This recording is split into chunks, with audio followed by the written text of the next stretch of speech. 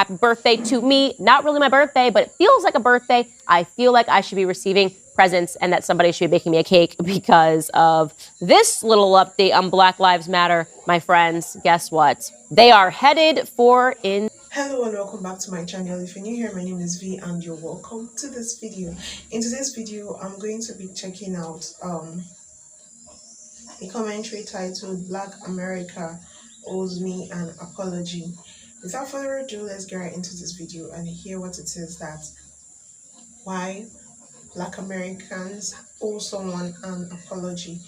Plus, if you're new here and if you see my face for the first time, please do well to subscribe to the channel, turn on your post notification and all that good stuff, okay? So I get notified each time I drop a new video or I upload a new video.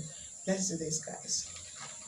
Happy birthday to me. Not really my birthday, but it feels like a birthday. I feel like I should be receiving presents and that somebody should be making me a cake because of this little update on Black Lives Matter. My friends, guess what? They are headed for insolvency after plunging $8.5 million into the red. Wow, what? How didn't they collect $90 million following the George Floyd? Who was it that was saying that it was a scam? I don't remember. Who was the girl that was saying that BLM was definitely a scam? That I don't support the Black Lives Matter movement whatsoever because the Black Lives Matter movement does not support me. I think that a better title for that movement would be Black Deaths Matter. They seem to protest, they seem to rage, and they seem to ruin, and they seem to support violence when a black person dies. What about when a black person lives?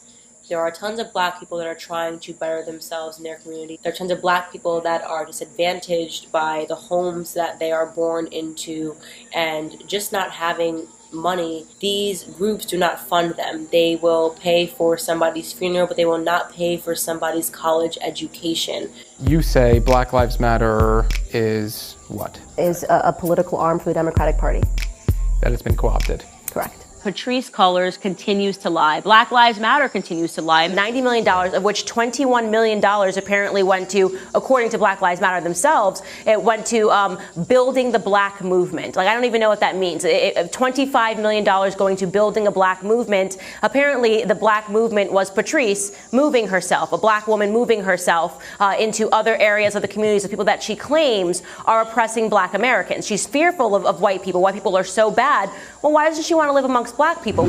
Oh my God, it was me. It was actually me. I was saying that for years. And I got called an Uncle Tom. I got called a coon. I got called all sorts of things. I got called a bed wench. I got called someone that was tap dancing for the white man. And I think what they were really looking for was the phrase that Candace is more intelligent than me and wasn't going to fall for another race hustle. Because that's what Black Lives Matter always was, right? And people that are emotional and are uneducated respond to that, right? They respond to someone saying, the Klansmen are coming back if you don't vote for me. And then they run in the streets and they say, we got to protest Trump because this person tells me the Klansman is coming. But they don't even stop to think. This is what BLM did. They wanted the ultimate hustle, right? They said, okay, we got Trump in office. We've got the media telling everybody that he's aligned with David Duke and that he's literally Adolf Hitler. So now we're going to get the lowest denominator, which we believe to be black Americans, the dumbest people, the least educated people, which, by the way, factually speaking, when you take a look at the literacy rates in America,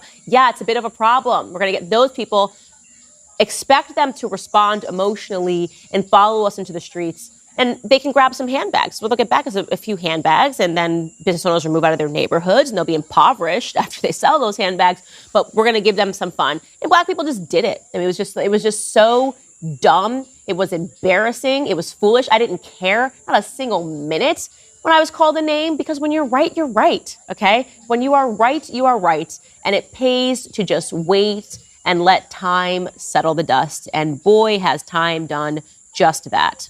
Financial disclosures obtained by the Washington Free Beacon show the perilous state of BLM Global Networks Foundation, which officially emerged in 2020 as a more formal way of structuring the civil rights movement. The civil rights movement. Scam. Yet despite the financial controversy and scrutiny, BLM continued to hire relatives of the founder, Patrisse Cullors, and several board members. Cullors' brother, Paul Cullors, set up 2 companies, which were paid $1.6 million, providing professional security services.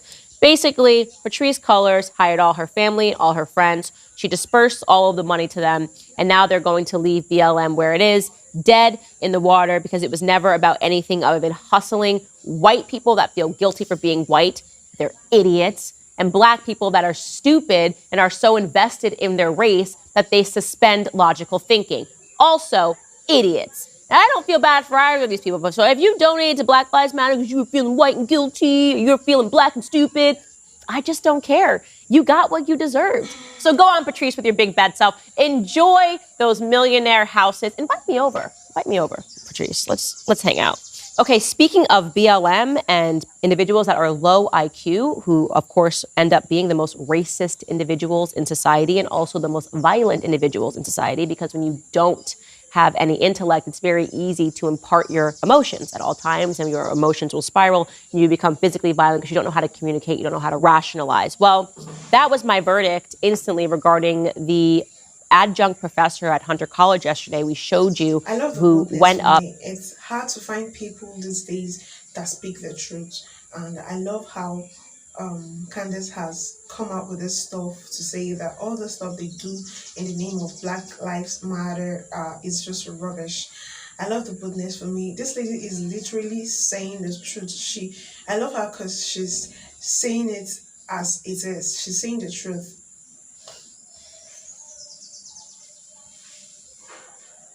To a pro-life group that was simply passing out brochures to state why they were pro-life, and she freaked out, accused them of violence because they didn't agree with her, and then she threw their brochures and attempted to flip the table in this horrific act of violence, and Hunter College was investigating it, and I declared that this is a violent woman. Well, if I had just held on for a few minutes, I would have found that she then was pursued by a New York Post reporter and a cameraman at her house, and she put a machete to the reporter's neck. The footage is unbelievable. Take a listen. Away from my door. Get the away from my door. Let's get out of here. You can't do that. I mean, it is so shocking. You can't even imagine this taking place anywhere. But I don't know, in a country that is being overtaken by ISIS and they're about to conduct a beheading. That's what she looks like. She looks like an ISIS soldier, which, by the way, many people, the most radical BLM soldiers, were ISIS soldiers, right? They were willing to go this far. So you kind of begin to peel back this onion and you realize, wait, what the hell is happening? She then followed them outside onto the street with this machete and chased them running. Take a look. So what you have at first is these two men. They look like they're maybe going to their car, and she's behind them, and she has her hood up, and she has her machete, and she's pursuing the guy particularly that has the camera, right? Because she thinks he's taking photos, not realizing that there's a dashboard camera that's catching all of this. She is chasing him on foot, and then his partner, who I'm assuming is the actual reporter, then chases her away.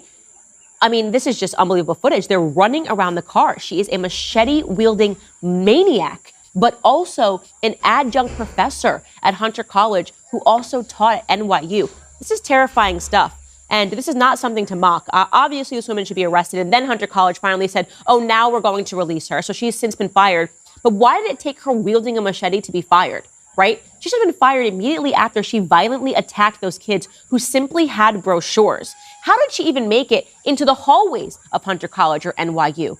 Oh, I know. It was another DEI initiative where you have a bunch of criminals that are flying under the radar of diversity, equity, and inclusion. Because what you are including are people that are insane, that are uneducated, that are low IQ, okay, and that are going to demand that you let them into those spaces to teach what? Militancy. That is exactly what she was there to teach, okay? Calling herself a professor of the arts. No, she's a complete and utter whack job that should be in prison. Want to know another fun fact about this woman? Shalene Rodriguez, that's her name, by the way, is also suing the NYPD, claiming officers abused her when she was arrested in the Bronx during a protest over the murder of George Floyd in June of 2020. Again, I did not have this information yesterday, and none of it surprises me. I made exactly the right prognostications about her, that she's a whack job type BLM protester who is exceedingly violent. And despite her violence, despite having an arrest record with the NYPD, despite the fact that they knew that this individual was a problem and they arrested her, they apprehended this person, she still was allowed to teach in the halls of NYU and Hunter College. she is not the only person that should be fired from Hunter College. The entire ecosystem that ever allowed her into a position to harm children should be fired, right? Whatever it is, it's going to be some DEI office that's looking for unique and artsy individuals with a history of being violent and protesting and standing up for their rights. They should all be fired. They should all be dismissed. And this goes back to something that is wonderful about Ron DeSantis, that he has done this in the state of Florida, that he has said no to adjunct professors like Shalene Rodriguez, who have no place anywhere but in a prison. If you like this video, you will like the full episode even better. You can find it by clicking the link in the description. This lady is bold, and I love that about her. Nice video there from her. I think we need so much, we need people like this in today's society, in today's world, who can speak out the truth, point it out when necessary. Thank you for watching my reaction. If you did enjoy my video, please give this video a thumbs up, comment, share, and subscribe to the channel. Turn on your post notifications so that you get notified each time I drop a new video. Thanks so much for watching, and see you in my next video. Bye.